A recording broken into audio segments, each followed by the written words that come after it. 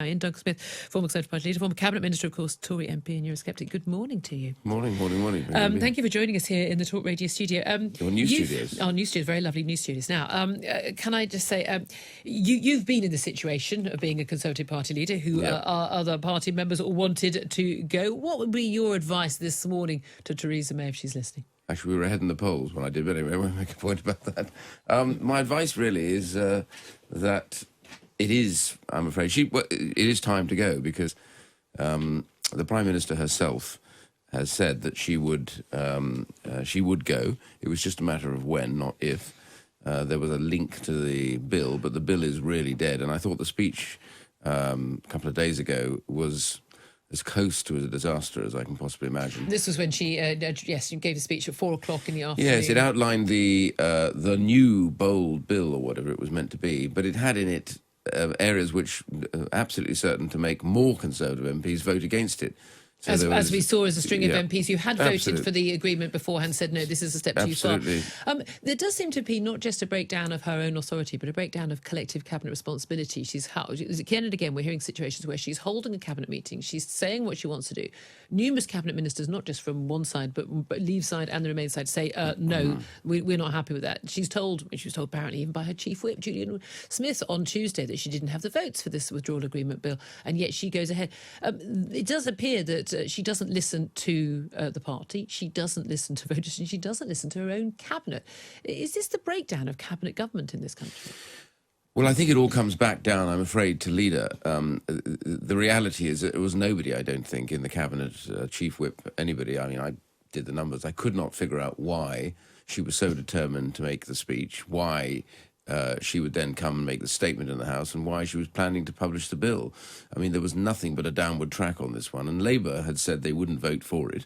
So that was the end of it, really, and when she made the speech, she made it even worse. So I think, I don't really quite understand it, but I think the Prime Minister herself has so fixed herself to the idea that she would deliver this bill that it's almost become an obsession. And I think the reality now is somebody needs to calmly sit down and say, look, it's over for this withdrawal agreement. It was over on the 29th of March when we didn't leave, which was a disaster. Well, by all accounts, senior cabinet ministers, including the Home Secretary and the Foreign Secretary, were actually attempting to do that. And a string of them were walking in, but were not allowed to meet with the Prime Minister. Who would she trust? Who would she listen to? You were a cabinet colleague of hers for many years. I have talked to her quite a lot. I've said I haven't talked to her pretty much since the 29th of March because my view was the withdrawal agreement was dead and that we had to simply now work on the principle that we were leaving without a deal. We had to make an absolute commitment to leave, deal or no deal now, by the 31st of October. No further discussion about that. We now know that Parliament itself cannot block us leaving without a withdrawal agreement. That's been made clear by the judiciary. So the reality here is that somebody close, and the only person closest to her is clearly her husband. And I think somebody has to say, look, nobody likes this. This is horrific, what's going on at the moment. There's nothing worse than the scenes of a beleaguered Prime Minister being beset by people whose own ambitions themselves are really part of what their motivation is. Politics is a nasty, sometimes brutal, ghastly business. But the reality is that she has no confidence any longer, not just in her party, but in the cabinet as well. So I'm sorry to say, but I think the best thing for her and the best thing for everybody else is to break away and say it's time to find a new leader, somebody who campaigned for Brexit, who is committed to Brexit in any form. That means no deal if necessary, and can now lead the party back together again to actually deliver that. Otherwise, we're going to get such a trouncing we're not going to talk about European elections, but Andrea Leadsom, in her letter of resignation last night, said, I no longer believe that our approach will deliver on the referendum result. Why would anyone in the Cabinet think that the Prime Minister's approach and the government's approach in the last year would deliver on the Brexit result? Well, it was always a compromise, but it was the wrong compromise. I've been out and seen Monsieur Barnier. I've had 2 sets of discussions with them. I've discovered that even though many of us said there was loads that we could have changed about this bill, we thought that was being proposed to the European Union. It never was. It was never put on the table. The negotiators, the Ollie Robbins, the civil servant and others did simply not put any of these alternatives down. This seems to have been defined very much by the government back in 2017 after the election. That's where the disaster lies. It lies back in December of 2017 when they agreed a withdrawal agreement that had us paying over money. It had us giving away our biggest card in negotiation and being locked in this ghastly backstop in Northern Ireland. And this has been the trail of disaster ever since that moment. But what really went wrong? Because we're almost talking as if we're talking about her political obituary right now, because we know we are in the end days, some might even say the end hours of her premiership. But this is a woman who, no one would have expected her to be Prime Minister after David Cameron, certainly as a Remainer, and yet she suddenly became the front runner. She had a lot of very prominent Eurosceptics backing her campaign. She promised in her very first speech when she announced her leadership bid, she's the most senior female, she'd been Home Secretary for 6 years, she'd been the great survivor, hadn't she? But she said she would deliver Brexit. She respected the outcome of the referendum result of 2016. She would deliver Brexit. She went in on a pledge in 2017 general election. She would do that. Is it just that because she lost the election, is it because she was outmanoeuvred by the European Union negotiators? Hey, we'd all have loved to have Michel Barnier on our own side, would we not? Or is it that she wasn't a true believer and she was quite happy to be persuaded that it was all a bit of a bad idea, really, and therefore that's why she was, what many people think, effectively taken hostage by the likes of Ollie Robbins, civil servants, and indeed others who wanted effectively to stop Brexit from ever happening?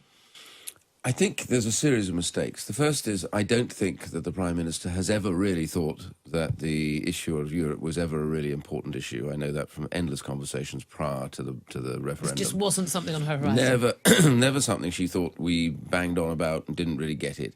And when the vacancy came and the Prime Minister stood for leadership, at that time her Chief of Staff was a strong Brexiteer, Nick Timothy, and her team around her were themselves Brexiteers, had campaigned to leave, or quietly campaigned, but certainly had campaigned to leave. The problem was this mistake of the decision to fight the 2017 election. I think that basically caused her real problems. A, because it was a mistake, and I had genuinely said this before, do not do it, because the public doesn't want another election, and what they want to know is we just deliver on the referendum, then you can fight your election after that, but not before, because they want to see a clear break. But they fought it, and the result was a shell shock for her. I think she was genuinely smashed by the result. And we were all, I can remember being in the studio at 10 p.m. when the exit poll came out, and everyone was absolutely stunned. Yeah, I know, and I think the real issue here was, from that moment onwards, those who really believed in Brexit departed the scene, and her new team in Downing Street was never a Brexit team. Well, in the sense that her Chief of Staff himself had tweeted out the day after the referendum that he was proud of London because it had voted against racism and extremism. And I have to say that kind of mentality is what then shifted, and I think we have been on a downward curve on the referendum ever since. Do you feel sorry for the Prime Minister? Yes, I do. I feel sorry in the sense that I would not want anybody to go through this emotional roller coaster and the hurt that must be going on. But it's a privilege to be elected to Parliament. It's a privilege to be in government. You don't have careers. I keep telling people in politics, this is no such thing as a political career. It's a vocation.